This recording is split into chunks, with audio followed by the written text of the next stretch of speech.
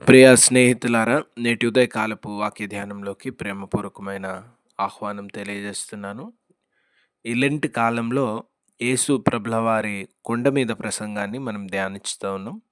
కొండ మీద ప్రసంగంలోని అనేక అంశాలు మనం జ్ఞాపకం చేసుకుంటాం. మత్తయి సువార్తలో 5వ అధ్యాయం నుంచి ప్రారంభించబడినటువంటి కొండ మీద ప్రసంగంలోని అనేక అంశాలు.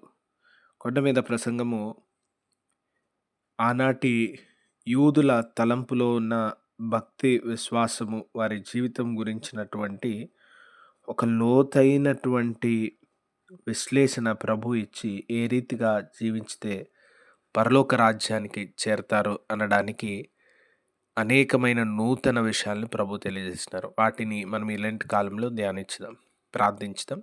కనికరం గల ప్రభువా, వాక్యం ద్వారా మాట్లాడమని, మమ్మల్ని బలపరచమని మా ప్రభు రక్షకుడైన యేసు ప్రభుల వారి నామంలో అడిగి వేడుకుంటున్నాం తండ్రి, ఆమెన్.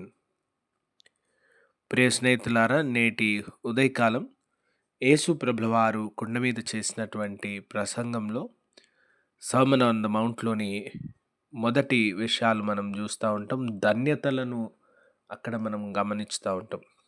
ధన్యతల గురించి ప్రభు మాట్లాడుతూ ఉన్నారు. ఎవరు ధన్యులు అనే విషయాన్ని తెలియజేస్తూ, మొదటి విషయం మనందరం కంటత నేర్చుకున్నటువంటిది, ఆత్మ విషయమై దీనులైన వారు ధన్యులు, పరలోక రాజ్యం వారిది. Blessed are the poor in spirit, for theirs is the kingdom of heaven. ఆత్మ విషయమై దీనులైన వారు, పూర్ ఇన్ స్పిరిట్.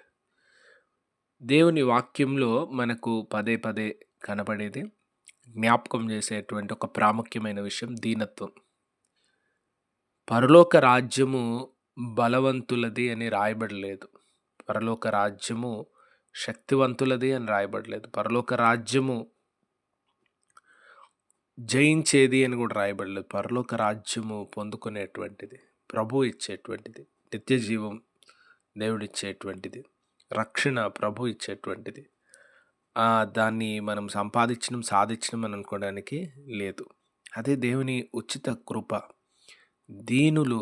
దీన మనస్సు కలిగిన వారు దేవుని రాజ్యంలోకి వస్తూ ఉన్నారు. దేవునిపై ఆధారపడి జీవించాలి అనేటువంటి మనస్సు కలిగినటువంటి వారు, ఆ మనస్సు కలిగిన వారి కొరకు ప్రభు నేడు ఆహ్వానిస్తూ ఉన్నారు. పరలోక రాజ్యము ఆనాడు అక్కడ ఉన్నటువంటి వారు ఏం తలంచుతూ ఉన్నారు? ప్రాముఖ్యంగా శాస్త్రులు, పరిసయ్యులు. వారి ఆలోచన ఏంటంటే, మేము చేస్తున్న క్రియలు, మేము పాటిస్తున్న ఆచారాలు, మేము పాటిస్తున్న విధానం మమ్మలను రక్షణలోకి, మమ్మలను పరలోకానికి తీసుకొని వెళ్తుంది. పరిసయ్యులు చాలా నిష్టగా జీవించినటువంటి వారు. పరిసయ్యులు అంటే కేవలము మాటలు మాత్రమే కాదు, వారు చాలా క్రియల్లో కూడా ఉన్నారు. కానీ ఆ క్రియలు మాత్రమే సరిపోవు. ఆ క్రియలు ఎక్కడికి తీసుకొని వెళ్ళవు. ఆ క్రియలు స్వనీతికి తీసుకొని వెళ్ళే వారిని. పరిసయ్యులు దేవాలయంకి వెళ్ళి, ప్రభువా, మేము 2 మార్లు ఉపవాసం ఉంటున్నాం, దశంభాగం ఇస్తూ ఉన్నాం, నేను కరెక్ట్గా ఉన్నా కదా అనుకుంటారు. దేవుని ఎదుటికి వచ్చి నేను కరెక్ట్గా ఉన్నా కదా అనుకుంటే చాలా కష్టమైనటువంటి పరిస్థితి. ప్రభువా, ఇదిగో, ఇది నా శక్తి, ఇది నా సామర్థ్యం కాదు, నువ్వు ఇచ్చిన దీవెనలకు నేను పాత్రని కాదు, ఇది నీ కృప అని నిత్యము కృతజ్ఞత కలిగి, నిత్యము తగ్గించుకొని, నిత్యము దేవుని వైపు చూస్తూ, నిత్యం దేవునిపై ఆధారపడేటువంటి మనసు. ఎక్కడ తగ్గింపు ఉందో, ఎక్కడ ఆధారపడేటువంటి మనసు ఉందో, ఎప్పుడు దేవుని వైపు చూస్తూ, నీవు చెప్తే నేను నేర్చుకుంటా ప్రభువా, నీవు చూపిన మార్గంలో నడుస్తా అనే దీనమైనటువంటి మనసు ఉందో, దేవుని దగ్గర నేర్చుకొని ఆధారపడి దేవుని చేత నడిపింపబడేటువంటి మనసు, దాని కొరకు ప్రభు చూస్తూ ఉన్నారు. వారు పరలోక రాజ్యంలో ఉంటారు. వారిది పరలోక రాజ్యం. అటువంటి వారిది పరలోక రాజ్యంలోకి అటువంటి వారు వెళ్తే అక్కడ ఒకరినొకరు ప్రేమించుకోవడానికి, ఒకరినొకరు ఆదరించుకోవడానికి, ఒకరినొకరు ఆహ్వానించుకోవడానికి, ఒకరినొకరు అంగీకరించుకునేటువంటి హృదయము, మనసు ఏర్పడుతుంది. కనుక అటువంటి వారి కొరకు దేవుని చూపు, అటువంటి వారిని ప్రభు పిలుస్తూ ఉన్నాడు.